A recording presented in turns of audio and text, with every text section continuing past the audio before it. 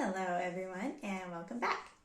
In this series of practices for cultivating communion with God, there are two that are not directly tied to the realms of the Word, temple, and street. And this is the first one. Today we'll be talking about two spiritual disciplines that I believe are two sides of the same coin. I wanted this video to coincide with Easter because I believe it's a great time to experience these disciplines.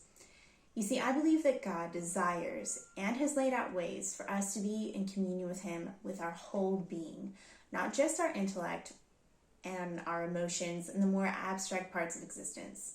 A vibrant faith can start to see all of life as a medium and opportunity to experience God, and that includes our bodies and the good things that God has created.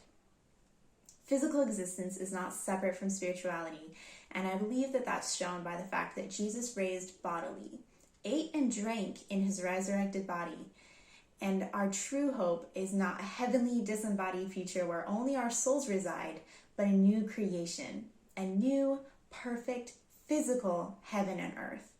So today we're going to talk about two disciplines that involve the physical world and our physical selves, fasting and celebration. Let's start with fasting.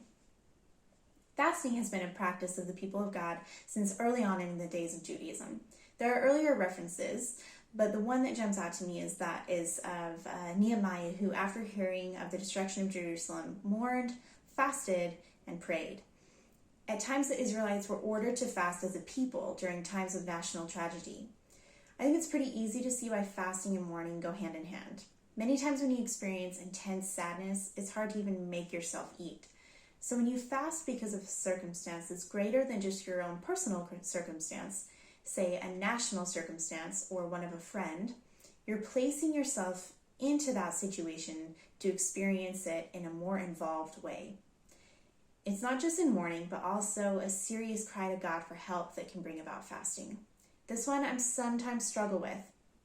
When I fast, I sometimes think, am I trying to manipulate God to answer my prayer through my hunger? This isn't the attitude that we should have, that God owes us more because we're uncomfortable. But instead, it should be seen as a way to express a prayer with your whole being. I almost like to think of it as a way of praying with my body alongside my thoughts.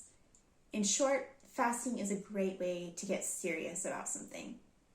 Involving our body in something that's normally experienced only in here brings a new gravity to it and helps us focus on things that are important, whether it's something tragic, a cry to God for help, or also just a time to put extra focus on your relationship with God. Every time I fasted, God has taught me really amazing things. I wanted to talk about fasting now because we're approaching Good Friday, the fateful day when Jesus was crucified for us. From Friday afternoon to Sunday morning, those 2,000 years ago, all of Jesus' followers were in mourning and confusion. The Son of God came to earth, did miracles, taught a new way, and then died. We now know why He died, to pay the penalty for our sin. This year, I'm going to do something new, and I'm going to enter into the Easter story with my physical self, and I'm going to mourn His death and the weight of His sacrifice through fasting from Friday afternoon to Sunday morning. If you're up to it, I'd like you to join me. But even if not, I wanted to introduce the spiritual discipline of fasting because I believe it's a powerful one. Now, let's talk about celebration. Guys, God is so awesome. When was the last time you saw a party as a spiritual discipline? But did you know that God in the Old Testament only commanded a fast one day a year on the Day of Atonement, but commanded multiple festivals to be held throughout the year?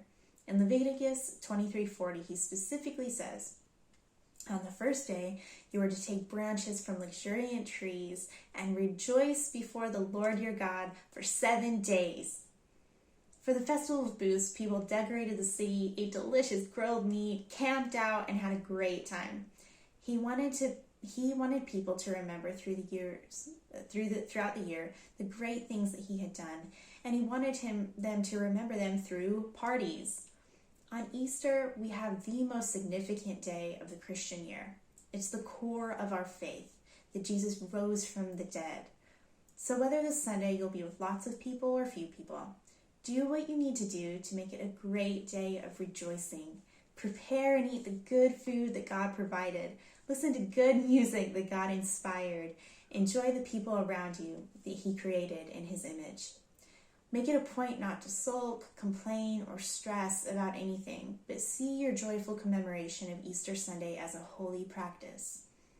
Just as we involve our bodies in situations of need and mourning through the act of fasting, let's bring our bodies into the celebration and joy over the fact that Jesus is alive and victorious over death.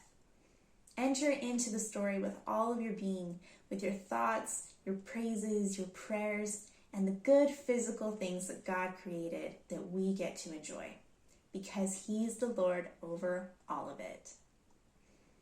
Well, that's it for now. Until next time. This month, try to spend some time pondering other ways of how you can implement fasting and celebration into your journey with God. And have a very, very happy Easter. Till next time.